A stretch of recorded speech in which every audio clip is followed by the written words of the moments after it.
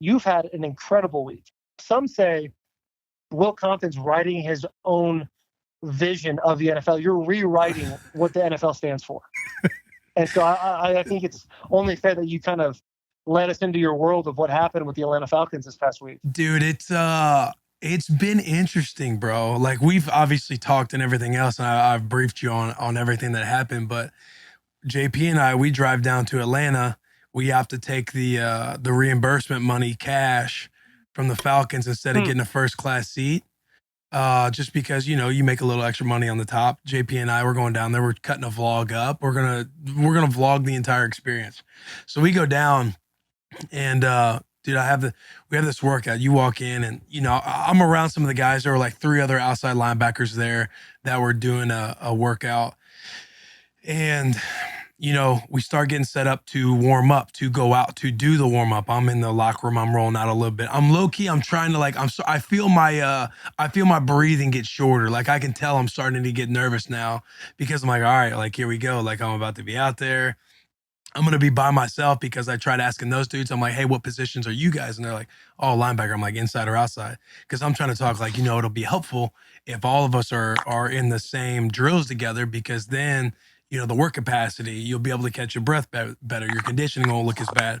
And they're like, oh, the guy comes in and he's like, oh, you 3 are going to go first. Will you come out 20 minutes later? And I'm like, oh, fuck, I'm by myself.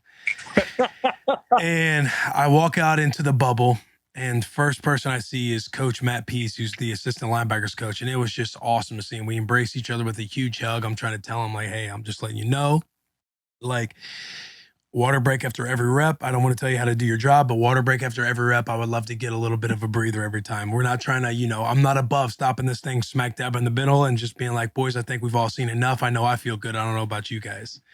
And he's just like laughing. He's like, I won't be as bad as you think. And then Arthur Smith comes over. You know, we hug and dap up and stuff, and we're catching up a little bit. And they're warming me up down on one end while the other linebackers are working out. And mind you, in the workout, bro, like, there's like 20 to 30 personnel people, like staff, front office people, that are just standing around watching you work out. And it's quiet. Like, you know how it is in the indoor. Just imagine no music playing, nothing's happening. Like, you can hear everybody's breath. You can hear absolutely everything happening. And it's like a pro day, right? Yeah, it's like a pro day, but you don't have any of your teammates. Like, they're literally all just standing right around you. I'm sure that I'm assuming that that's what was happening for you, if that's what you're alluding to. Because on my pro day, like, there were several of us trying to like work out and be in line, and you hear coaches, oh, let's go, blah blah blah. Like, it's just silence. And now I meet the linebacker coach, shake his hand. He's like, look, this is when I knew I'd be straight. Because at the end of the day, like, they texted me, the Falcons texted me 2 weeks ago to work out. They wanted me to work out that next Tuesday. We go back and say, let's push it 2 weeks, because I needed time to get in some kind of football shape. And then we almost had to push it again, because I did hurt my back like a week ago. Arthur, he ends up texting me, do we need to push this back again? I'm like, no, I'll be straight. And we get out there, and the linebacker coach goes, look, it's not going to be as bad as you think. This is when I knew I was going to be all right. He goes, after each drill, look, we're not trying to kill you. This is, I don't want to botch her name. We'll just say Emily. I think they're like, hey, this is Emily. She's standing there with water. She'll be able to get you, you know, as much water as you need, and take a moment, like walk, you know, you can walk back in between each rep. And you know, take your time to this. Again, we're not trying to kill you. And I looked at him like, brother, say less. That is literally all I needed to hear. And I told Emily, I'm like, hey, stay close to me. I'm going to need that truly probably after every rep. Just a quick little sip, nothing to where I look like I'm exhausted, but just get a little bit of water in the mouth, because I'm a little nervous right now. My boy's playing chess. Yeah. You get a little cotton mouth because your emotions are high. You got the nerves going, you got everything else. I just need a little bit of water in the mouth. And then it's one of those situations where when they're explaining each drill, I'm repeating the drill back to them so I can be like, okay, so you want me to do this? You get a few extra seconds in the tank to get a little bit more of a breather. But we go through probably a 15, 20-minute workout, dude. And your boy, I was out there. I was feeling a little juicy, bro. I had just enough time. There's one of those things where I'm walking back and I'm trying not to breathe too heavy, because again, you could hear everything in there to where you're not trying to seem like you're out of breath, which kind of plays against you because you're trying to be quiet about breathing, when I just wanted to be like, just release a lot of oxygen and kind of pant a little bit and then be like, all right, I'm good to go. But overall, bro, murdered. the workout could not have went any better. In the middle of the workout, I literally remember like saying to myself, like, this is the most ideal workout situation I've ever been in my life. And then I got done, and I'm pretty sure the expectations were low enough, were so low, because I'm sure a lot of people were thinking like, we're gonna see what kind of shape Will's in, because people are mentioning Bussin With The Boys, the stuff I've been doing off the field, and I don't really say anything. They just say, hey, what kind of shape are you in? I'm like, shape is subjective. We'll find out here real soon what kind of shape I'm in. And they're probably thinking of all the stuff they've been seeing off the field that the boy hadn't been doing a whole lot. Whether or not that's true, that will forever be up for debate. But after the workout's done, everyone is just around me thinking, you could tell like that I exceeded whatever the expectation was. Everybody's like, man, you look good. One guy was specifically like, man, I thought you hadn't been doing anything all year. It looks like you've been staying in shape all year round. And I just shake his hand. I'm smiling. I'm like, hell yeah, brother. But dude, it was awesome.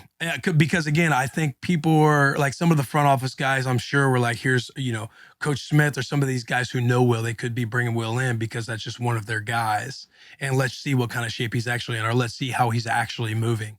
And, dude, I felt like I was 26 again out there moving around. Low key, I was like, we might be talking about year 11 now. So, and then afterwards, oh my God, imagine. Dude, I know, right? And then afterwards, Art was like, hey, come up to my office. Art and I talked about, possible situations and where they're kind of at roster-wise and everything else. And we'll see what happens, bro. Like there's a couple perfect scenarios there's a perfect scenario in my head to where how this could play out.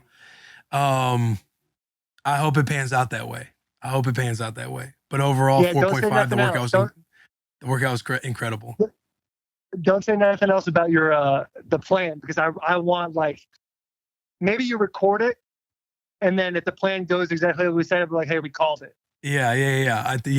JP's probably got enough footage of us talking about so many different fucking ways that this thing could work out to where we were overthinking. Well, we were overthinking so much, and then JP's kind of like, yeah, I mean, at the end of the day, you got to do the workout. Hopefully the workout goes well. And then all this stuff could, all these different situations could work out. I'm like, dude, that is true. I could go in there and just piss the bed and not know anything. I could strain a calf or a hamstring and just be done. But yeah, you're right.